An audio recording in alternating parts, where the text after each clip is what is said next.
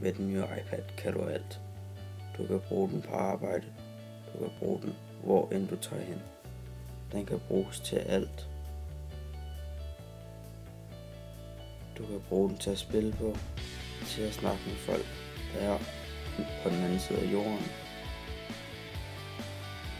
Den nye iPad har fået den nye A5X chip, den nye iSight, 5 megapixels kamera og 4G LTE.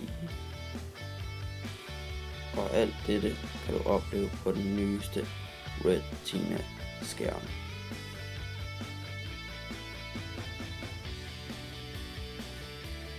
Den nye iPad har fået 2048 x 1536 pixels. Det er 1 million flere pixels, end du får på HD.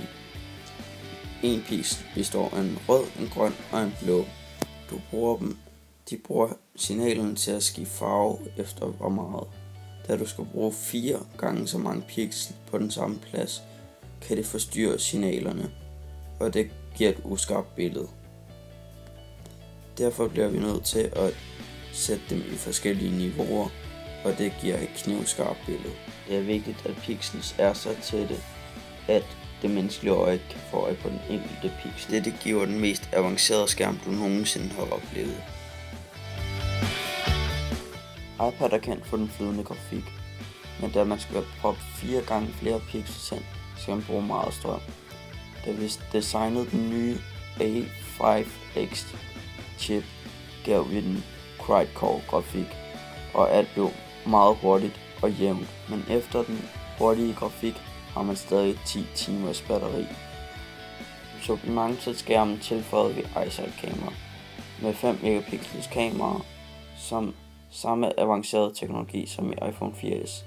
Det kan optage video i 1080p og tage op til 30 billeder per sekund. Det største gennembrud med den nye iPad er 4G LTE. Det giver dig mega ultra hurtigt mobilt datanetværk. Jeg tror på, at den nye iPad vil ændre verden. Jeg tror på, at det er en revolution, og sådan er det.